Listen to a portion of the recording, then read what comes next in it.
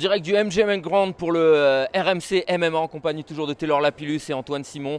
Un moment important de la Fight Week entre Jon Jones et Ciryl Gane. C'était la conférence de presse pour peut-être le plus grand combat de l'histoire pour un Français. Pas mal d'observations, on peut déjà en tirer. Moi j'ai eu l'impression déjà qu'il y avait une super ambiance Antoine, et ça fait la différence pour l'UFC. Alors c'était vraiment une belle ambiance, on a eu des meilleures ambiances bien sûr, notamment sur les combats de Conor McGregor, où il y a vraiment un engouement des fans exceptionnel, mais là on a vu, il y avait une partie de la salle qui était acquise à la cause de Jon Jones, et l'autre côté, avec tous les Français qui sont venus, qui ont essayé de mettre de la voix également pour Ciryl, donc ça c'est une bonne chose aussi, qu'on ait les fans français qui aient fait le déplacement pour cet formidable événement. L'autre chose qu'on a appris aussi, c'est que franchement Jon Jones il s'est présenté comme le champion et comme le patron. Faut dire qu'il a de l'expérience, il a un peu plus d'expérience que Ciryl à ce niveau-là. Et puis Vegas, il connaît. Donc le public est à sa cause, il est chez lui, il est américain, il est à Vegas. Pas surprenant qu'il y ait un peu plus d'engouement autour de Jon Jones. Et puis c'est un retour. Tout le monde est impatient de revoir Jon Jones, donc vraiment pas surpris. Jon Jones, il s'est présenté véritablement comme le champion. Quelques punchlines, il a réitéré tout ce qu'il a dit sur Ciryl, à savoir que face à Francis Ngannou, Francis était resté sur lui pendant près de 6 minutes, qu'il avait les clés, qu'il l'avait beaucoup étudié et qu'il savait quoi faire malgré les forces en striking de Ciryl, mais qui était plutôt offensif que défensif. Je vais te dire, moi ce qui m'a beaucoup impressionné dans les déclarations de Jon Jones, c'est qu'il a vraiment étudié Ciryl sur tous les aspects. Et même les éléments qu'il nous a donnés. Il nous a donné une dizaine d'éléments clés dans le style de Ciryl, la manière dont il se déplace, la manière dont il lutte, la manière dont il travaille au sol. Et dites-vous bien que derrière, il y a encore 20 autres, 30 autres éléments du jeu de Ciryl qu'il a étudié, qu'il a analysé. Et je pense qu'il a vraiment mis au point une stratégie pour ce combat.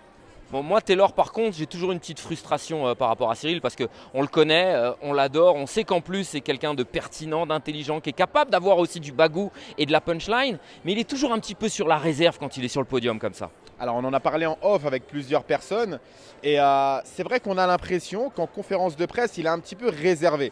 Alors en fait c'est son style, c'est sa manière d'être, c'est le style bon gamin, de ne pas en faire trop, de ne pas le faire justement ce show à l'américaine.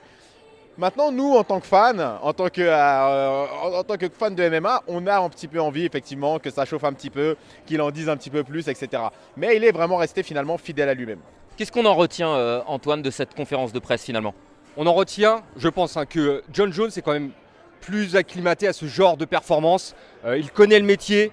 Il s'est très bien débrouillé sur sa conférence de presse. Il a donné beaucoup d'éléments aussi, à la fois techniques, à la fois tactiques sur le combat à venir. Donc ça nous donne une idée assez précise de ce qui se passe. Et à côté de ça, moi, il y a un truc que j'ai retenu pour Ciryl qui m'a amusé.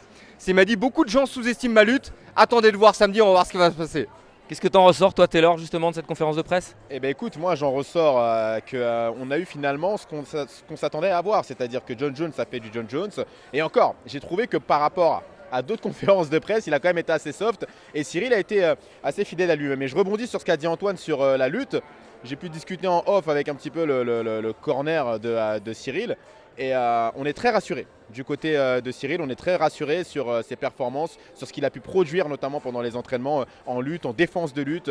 Donc moi j'ai envie de voir et du coup ça rassure un petit peu finalement toutes les questions qu'on aurait pu avoir sur cette fameuse défense de lutte. Après, en sortant aussi du sportif, moi je veux aussi considérer l'extra sportif. On a aussi retrouvé un Ciryl égal à lui-même, qui se nourrit aussi de ce côté outsider et de la pression finalement qui n'est pas sur lui, Antoine. Et puis on le voit également sur le face-off à la fin. Il y a quand même ce petit geste à la fin de Ciryl en faveur de Jones, qui dit voilà, j'affronte quand même un champion. Donc il est conscient de ce qu'il va réaliser ce samedi. Il affronte une légende de ce sport et puis il y a du respect. On sent qu'il y a beaucoup de respect de Ciryl envers Jones. Et à côté de ça, j'ai senti aussi du respect de Jones envers Ciryl. Donc quelque part, on peut que le... ça me semble logique parce qu'on a deux combattants qui sont vraiment extraordinaires, très talentueux, chacun dans leur domaine. Et ça s'annonce prometteur pour le combat.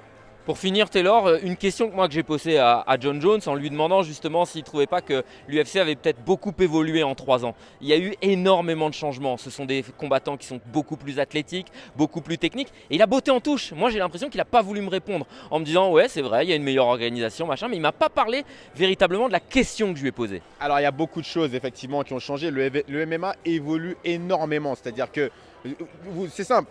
Vous prenez aujourd'hui, vous revenez dans un mois, c'est déjà plus le même MMA. Donc forcément, ça a changé en 3 ans. Il y a une chose qui a changé qui s'appelle l'USADA également, donc l'agence antidopage, qui a changé beaucoup de choses. Donc ça, il faut quand même le signaler. Et puis, j'ai envie de dire que si on parle du style de Jon Jones, il avait quand même, faut être honnête, il avait beaucoup d'avance sur les autres. Il l'a prouvé d'ailleurs tout à l'heure avec sa capacité d'analyse et à quel point il avait travaillé sur le style de Ciryl.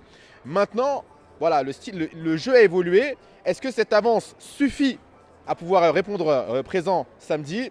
On aura la réponse. Bon, en tout cas, on a vécu encore un beau moment, plein de tensions dans cette conférence de presse. C'est l'un des derniers moments justement de la Fight Week. Rendez-vous demain avec peut-être le plus intense, à savoir la pesée. Donc vous nous retrouvez bien évidemment sur toutes les plateformes RMC Sport. Et puis n'oubliez pas, la grande soirée, le grand combat, ce sera samedi soir à partir de 18h30. Flora Moussi prendra l'antenne. À 20h, on retrouvera le MMA GP avec notamment en tête d'affiche Cédric Doumbé. Et puis tout au long de la soirée autour de Thomas Desson, mes deux acolytes et deux consultants, Antoine Simon et Taylor Lapillus, pour vous faire vivre cet mémorable événement. Et puis surtout, on reviendra aussi avec tous les films qu'RMC Sport a pu produire, aussi bien sur Cyril Gane que sur John Jones, le tout dernier en date étant Face au monstre. On en reste là et puis on se retrouve bientôt, notamment pour la pesée.